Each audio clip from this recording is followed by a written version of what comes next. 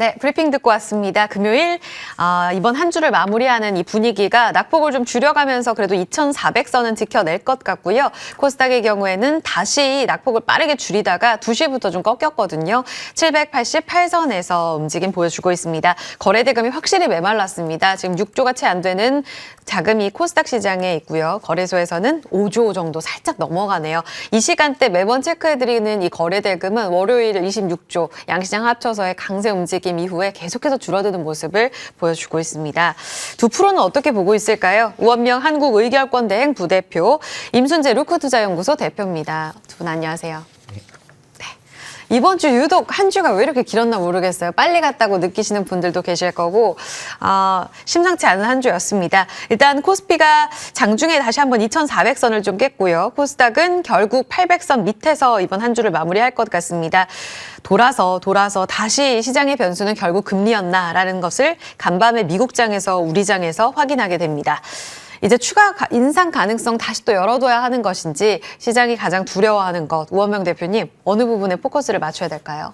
일단 뭐 어제 연준 파월 의장의 그 발언 때문에 이제 미국 시장이 좀 빠졌잖아요. 네. 근데 좀 그런 부분도 당연히 영향을 받았겠지만 실질적으로 그 이전에 나스닥 시장이 뭐 연속 7일인가 8일인가 계속 올랐거든요. 네. 그러니까 이런 부분에 대한 그런 부담감도 좀 있었고요. 저는 사실 추가 긴축 가능성을 조금 강하게 언급한 부분에 있어서는 시장이 조금 약간 뭐라 그럴까 두려움까지는 아니잖아요. 부담을 느낄 가능성은 충분히 있었겠지만 돌발 악재라고 보기는 좀 어렵고요. 시장 충격은 그렇게 크지 않을 걸로 개인적으로 생각을 합니다. 왜냐하면 실제로 미 연준이 생각하는 것보다 사실 시장의 기대 심리가 조금 너무 앞서가는 느낌이 있었기 때문에 그와 관련된 어떤 뭐 속도 조절 가능성에 대한 그런 부분도 좀 읽히는 걸로 생각이 되고요. 기본적으로 금리의 방향성에 관해서는 이미 이제 한번 계속해서 어떤 긴축을 강화한다는 쪽보다는 조금 방향이 틀어진 쪽으로 바뀌는 쪽으로 이미 시장은 기대를 하고 있고 실제로 연준도 그렇게 움직일 가능성이 더 크다고 보기 때문에 당장 이를테면은 뭐 한 번 더 금리를 올리냐 마냐 이 부분도 물론 이제 단기적으로 시장에 영향을 줄 가능성이 있겠지만 네. 저는 개인적으로 그 부분이 실질적으로 실현이 된다 하더라도 시장에 미칠 충격은 사실 생각보다 크지 않을 걸로 개인적으로 생각을 하고요. 어쨌든 간에 전체적인 방향성은 스탠스는 완화되는 쪽으로 갈 가능성이 상당히 높다. 그래서 지금 상황에서는 이제 워낙 조금 빠르게 시장이 너무 앞서가면서 언제 그런 금리를 내릴 거냐까지 지금 얘기를 하고 있기 때문에 그렇죠. 파월 의장 입장에서는 아직까지 그런 지표들이 그렇게까지 뭐 기대할 수준은 아니기 때문에 이제 그런 부분을 언급한 걸로 판단이 되고요.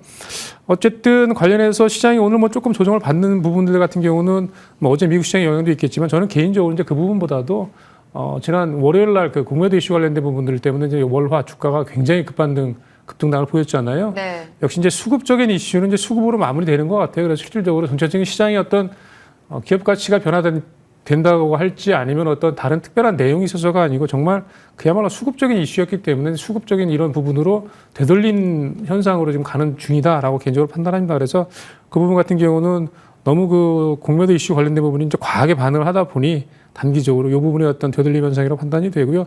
기본적으로 시장의 방향성은 역시 전체적으로 그러니까 시장을 둘러싼 주변 환경, 그러니까 이를 공매도 이슈 이런 것 제외하고 놓고 본다라고 친다면은 여전히 오늘 조금 조정을 받았지만 다음 주부터는 조금 더 이제 안정돼서 주가가 역시 주 초반, 주 중반 정도에 보였던 그런 흐름들로 다시 회귀되지 않을까 그렇게 생각을 해보겠습니다.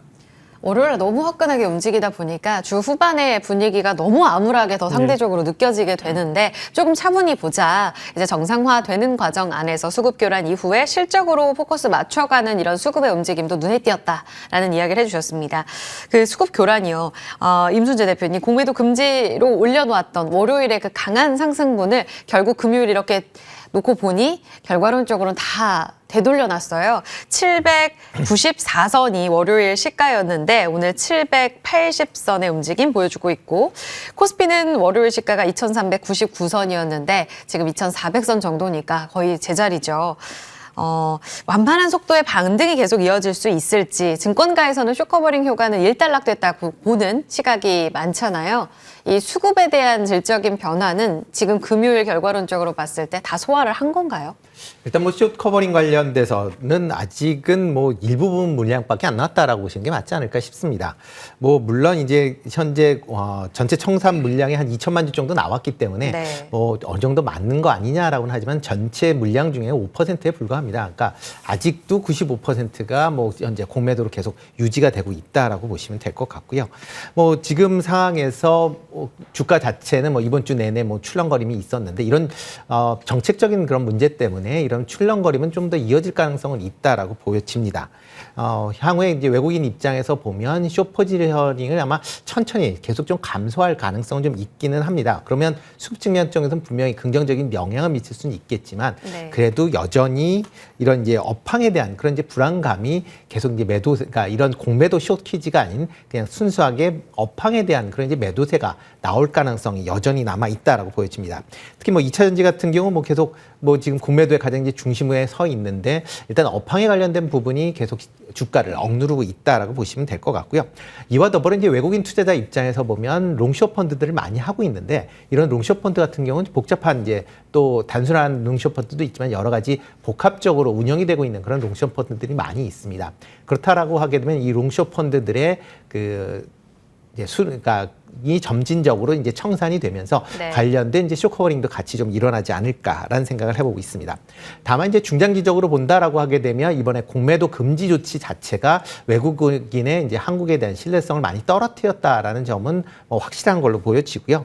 그렇기 때문에 외국인 입장에서 국내 투자를 적극적으로 한다라기보다는 있는 거를 하거나 아니면 점진적으로 빼나가지 않을까라는 그런 생각을 좀 해보고 있습니다.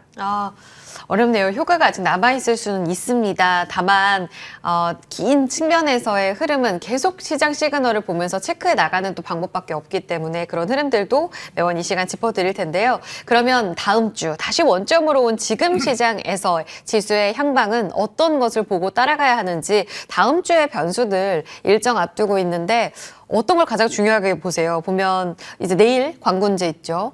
뭐 CPI 발표도 있고 예산안 이야기 하시는 분들도 있고 에이펙 뭐 다양하던데 네. 우원명 부대표님 제일 핵심적으로 중요하게 보시는 게 뭐예요? 글쎄요, 딱 뭐다라고 이야기하기는 좀 어렵고요. 일단 광군제 관련해서는 실질 뭐 관련된 종목들도 많고, 네. 그간에 작년까지만 해도 사실 뭐 그런 부분에 영향력이 좀 있었거든요. 주가 관련해서. 근데 올해는 상당히 그 영향력이 작년보다는 그러니까 일상적으로 보였던 그런 흐름보다는 상당히 낮아질 가능성이 높다고 판단이 되고요. 그 이유는 잘 아실 겁니다. 그래서 지난 10월 달 중국 물가지수 발표됐잖아요. 마이너스입니다. 소비자 물가지수, 네. 생산자 물가지수 마이너스. 마이너스라는 얘기는 뭐 디플레이션까지는 아니지만 소비가 상당히 위축돼 있고 투자도 상당히 줄어들고 있는 상황으로 계속 가고 있다라는 그렇죠. 그런 어떤 내용이기 때문에 관련해서 그렇다고 한다면 중국의 광군제를 통해서 국내 기업들이 어떤 유의미한 예를 들면 매출이나 실적이 늘어날 가능성은 상당히 좀 적어졌다고 봐야죠. 그래서 이 부분은 조금 기대를 안 하시니까 저는 개인적으로 맞다라 판단이 되고 혹시라도 이제 관련해서 중국 소비 관련해서 어떤 뭐 특정한 또 이슈가 있어 주가가 좀 크게 반등이 나오는 경우가 있다고 한다면 일단 저는 개인적으로 이제 그 비중을 좀 조절하는 관점으로 접근하시는 게 맞는 거다라고 이제 일단 말씀드려보겠고요.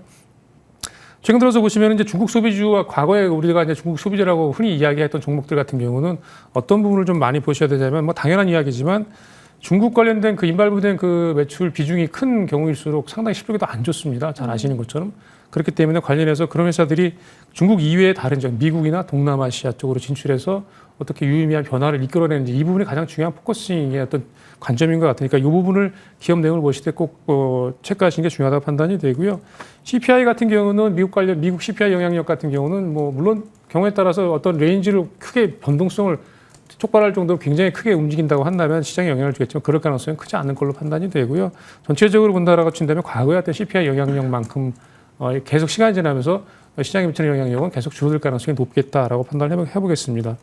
저는 개인적으로 최근에 들어서 이제 시장을 좀 보는 어떤 관점으로 본다고 친다면 가장 중요한 부분은 이제 지금 어떤 공매도 관련된 이슈들이 어느 순간 시간이 지나면서 점차 마무리가 되고 그 부분의 어떤 영향이 계속 줄어들고 그 이후에 오늘 같은 경우도 보시면은 오르는 종목이 반도체 관련 종목들밖에 없거든요. 일부 HBM 관련 종목들 이외에는 사실은 별다른 종목들이 움직이지는 않고 있는데 아마도 저 개인적인 생각으로는 HBM 관련된 종목들이 지금까지 계속 강세를 보이면서 일부 신고가를 내고 계속 고점을 넘어가는 시도들을 하고 이런 패턴들이 진행이 되어 왔는데 아마 이 부분도 계속 이어질 가능성은 좀 낮겠죠. 주가라는 게. 그래서 다음 주 같은 경우는 일정 부분 어느 정도 좀 강하게 올라왔던 부분들에 대한 차익 실현 매물이 나올 가능성이 있다고 판단이 되거든요. 그런 부분으로 본다라고 친다면 저 개인적으로는 연말이나 연초를 놓고 그 부분에 좀 포커싱을 해서 조금 그 관점을 놓고 좀 살펴볼 시기로 계속 가고 있는 상황이기 때문에 그런 부분에서 이를테면 항상 그래왔듯이 1월 효과를 뭐 지금 당장은 조금 이르긴 하지만 네. 그런 부분에 대한 어떤 관심을 놓고 보시는 그런 투자 전략을 좀 세우시는 게 맞다라 판단이 되고요. 그런 맥락에서 저는 개인적으로 앞서 말씀드린 대로 반도체 관련 종목들이 일부 올라온 부분에서 주가가 좀 쉬는 타이밍에 접어들게 되면 네. 바이오 관련된 종목들이 강세가 좀 나타나고 지금보다 훨씬 더 예. 수급적으로 좋아질 가능성이 있겠다 이렇게 말씀드려보겠습니다. 그러니까 계절적 영향도 무시할 수가 없잖아요. 확실히 11월에 시장이 좋다고 하는데 그런 흐름대로 이유가 뭐였든 가고 있는 방향을 저점을 좀 발견하는 그런 과정을 보여주고 있고 말씀하신 대로 1월 효과 중소형주가 역사적으로 계절적으로 늘 강하죠. 그런 측면에서 또 바이오 쪽의 기회도 한번 노려보자라는 말씀도 힌트를 주셨습니다. 2차 전지주 여쭤볼게요. 임 대표님, 오늘 시장에서 좀 분위기가 안 좋았던 이유 또다시 또 에코프로를 필두로 한 2차 전지를 볼 수밖에 없게 되는데요. 이번 주 변동성이 컸고 에코프로는 다시 70만 원을 내어주는 이런 모습을 보입니다. HSBC에서 머스크 리스크를 필두로 이제 테슬라에 대해서 매도 리포트를 냈고요. 목표 주가도 기존보다 지금 종가 대비 30%가량 더 떨어진 140달러대를 제시를 했습니다. 머스크도 문제인데 테슬라 이 전기차 쪽에서 자율주행은 매력적인데 이쪽에서 돈 벌기 좀 쉽지 않을 걸이라는 이야기도 했던데 이게 영향을 줬다고 보세요? 아니면 내부적인 이유인가요? 일단 뭐 전체적으로 복합적으로 작용을 했다라고 보시면 될 것 같습니다. 그러니까 2차 전지 업황에 대한 부분이 계속 이제 부진하다라는 게 뭐 계속 확산이 되고 있는 그런 상황이고요. 지난주 월요일 같은 경우 이제 수급 문제 때문에 일시적으로 이제 강한 그런 흐름세를 보였다라고 보시는 게 더 맞지 않을까 싶습니다. 특히 이제 2차 전지에서 가장 중요한 게 이제 전방 산업인 이제 전기차의 판매가 어떻게 진행되느냐 여부다라고 보시면 될 것 같습니다. HBSC 같은 경우도 지금 뭐 그 테슬라의 주가를 하락했었던 이유 자체가 전기차의 판매가 뭐 둔화되고 있는 상황에서 각 전기차들 간의 가격 경쟁이 심화될 것이다. 이에 따라서 수익성이 악화될 것이다라는 그런 이제 전망을 통해서 테슬라의 목표 주가를 낮췄다라고 보시면 될 것 같고요. 뭐 테슬라 같은 경우 뿐만 아니라 이제 여러 전기차 회사들이 이런 이제 전기 배터리의 가격을 낮출 수 있는 여러 가지 방안을 마련할 가능성은 충분히 있다라고 보여집니다. 그렇기 때문에 뭐 지금 2차 전지 관련된 완성업체들이 3분기 실적을 발표를 하면서 그 전부 얘기를 한 것이 올해 4분기, 그다음에 내년까지도 이런 2차 전지에 대한 수급이 상당히 이제 부진할 가능성에 대해서 언급을 한 그런 상황이다라고 보시면 될 것 같습니다. 특히 이제 국내 뭐 지금 여러 회사들이 이제 LFP 배터리에 대해서 이제 생산을 추진하겠다라고 얘기는 하고 있지만 지금 생산하는 연도가 2025년 이후다라고 보시면 되겠습니다. 뭐 중국 업체는 이미 뭐 지금 그걸 충분히 생산을 하고 있고 그 다음 버전의 LFP 배터리도 생산을 거의 완료한 그런 상황에서 2025년도에 LFP 배터리를 한다라는 건 그만큼 국내 업체들의 과 이제 중국 업체들 간의 기술적 차이가 뭐 불가피할 걸로 보여지고요. 그러다 보면 LFP 시장에서 중국 업체와의 경쟁이 상당히 좀 어려워질 가능성도 대비를 하셔야 될 것 같고요. 3원기에 대한 배터리에 대한 부분도 과연 그게 얼마만큼 이제 시장 확장성을 갖는지에 대한 부분, 그런 부분도 같이 업황 전체적으로 같이 좀 지켜보시면서, 그러니까 단순하게 장밋빛이 아니라 실질적으로 어떻게 움직이는지도 같이 보셔야 되지 않을까 싶습니다. 이와 더불어 이제 에코프로 같은 경우는 이제 어저께까지 이제 에코프로 머티리얼즈가 이제 상장을 위한 이제 청약이 끝났습니다. 네. 이게 예상보다 지금 부진한 그런 이제 결과를 나타냈기 때문에 좀 더 하락폭이 커지는 거 아닌가라는 생각을 해보고 있습니다. 그 부진했던 거 짧게만 더 여쭤보면 다음 주 금요일에 지금 상장하잖아요. 네. 그러니까 결국은 수급 이벤트 때문에 잠시나마 2차 전지 쪽으로 수급 좀 돌지 않겠어? 라는 기대감이 있었는데 수요 예측은 참패했고 결국은 다음 주에 상장에 대한 기대치도 낮아져야 한다. 이렇게 보세요? 네, 뭐 그렇게 보셔야 되는 게 맞지 않을까 싶습니다. 그러니까 업황 전체적으로 부진한 상황에서 이제 뭐 어떤 이제 특정 기업이 이제 지금 에코프로 머티리얼즈도 상장할 때 고평가 논란이 계속 있었습니다. 그 와중에 이제 하단이 결정이 됐고요. 일부 대형 투자 같은 경우는 그 하단보다도 더 낮게 이제 주가를 이제 써냈다라고 보면 지금 현재 나와 있는 이제 공모가 하단 가격도 상장할 때는 그거를 하회할 가능성도 있다라고 생각을 하니까요. 뭐 그런 점에 뭐 만약 그 종목을 투자하시겠다라고 하게 되면 상장 이후에 보시는 게 낫지 않을까 싶습니다. 알겠습니다. 이 테슬라 여파 때문인지 아니면 공매도 개별적인 이슈 때문인지 LNF 같은 경우에 또 급락이 나오고요. 종목 안에서 보자면 저는 포스코 DX 같은 경우에 또 살아있는 모습을 보여줘서 지금 2차 전지 내에서 물론 DX가 조금 유독 다른 모습을 보여줍니다만 이렇게 LNF처럼 다시 한번 공매도 금지 효과 이후에 크게 빠지는 종목들과 좀 살아있는 종목들과 차별점은 이유가 어디 있다고 보시는지도 궁금해요. 우원명 부대표님. 저요. 예. 글쎄요, 뭐 수급적인 이슈라고 생각을 해요. 포스코 TX 같은 경우는 이제 결국은 다 그 거래소 수급이다. 상장 이전이 예정이 돼 있잖아요. 네. 그런 부분이 약간의 뭐 다른 종목들에 비하면 약간의 그 어드밴티지가 있지 않나라고 개인적으로 생각을 합니다. 포스코 그룹이 갖고 있는 개별적인 모멘텀, 펀더멘탈 내재 가치에 좀 다른 경쟁력이 있다라기보다는 그냥 수급적인 이슈로 보시고 LNF 같은 경우에는 그러면 뭐가 문제일까요? 일단 뭐 기본적으로 가장 대표적으로 이제 이를테면 뭐 에코프로든 에코프로 BM이든 LNF든 가장 대표적인 종목이잖아요. 그래서 실질적으로 이제 지금 우리 저기 대표님 말씀해 주신 대로 그런 맥락에서 실질적으로 이제 실적이 과연 기대한 만큼 나올 거냐라는 부분에 대한 우려감이 제일 크고요. 뭐 그런 부분과 연관된, 그러니까 뭐 기본적으로 가장 기본적인 어떤 기업의 실적, 기업 가치, 뭐 시가총액 이런 부분의 영향력이 일단 지금은 말씀드린 그 LNF 같은 경우는 가장 주가에 가장 영향을 미치는 부분이다 이렇게 말씀드려보겠습니다. 알겠습니다. 2차 전지는 다음 주에도 아마 이야기가 많이 나올 것 같아요. 이 부분 좀 짚어봤고요. 저희 넘어가서 시장에서 유독 오늘 약세 장서 두각을 드러냈던 쪽 아주 단기적인 테마 종목들만 있었고요. 그들 종목들도 일부 종목들은 거의 다 음봉 전환되거나 빈대 관련 종목들도 하락으로 지금 반전됐어요. 결국 살아남은 건 이번 주 반도체였다라는 생각이 드는데 임순재 대표님.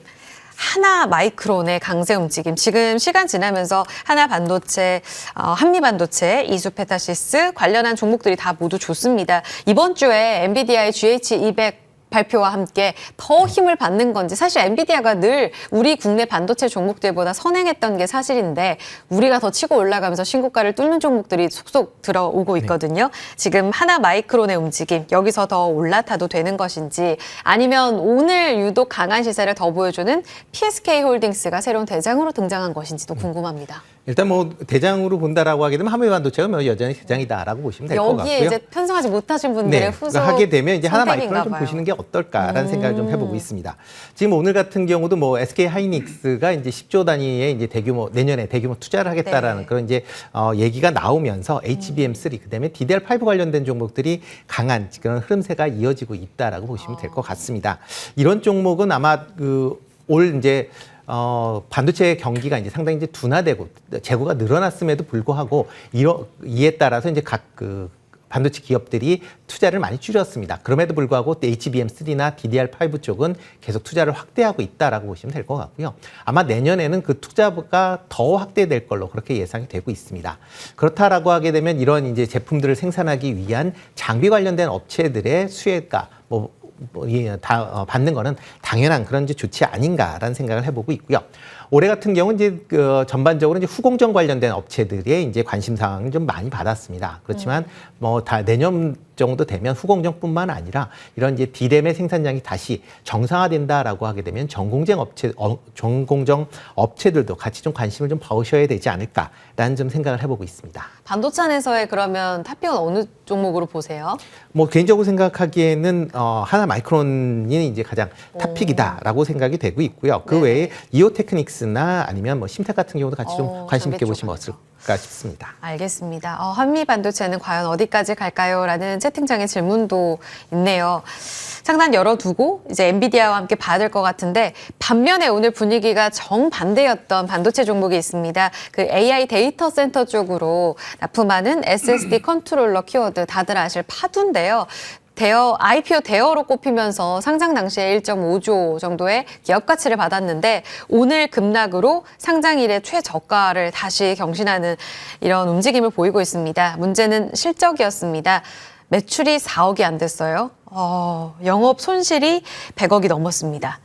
우원명 부대표님, 이럴 때 갖고 계신 분들은 어떻게 해야 할지 사실 IB 모건 스탠리 쪽에서도 매력적이라고 했고 예. 하이닉스와의 연결고리가 아주 끈끈하다고 해서 주목하셨던 주주분들이 많단 말이에요.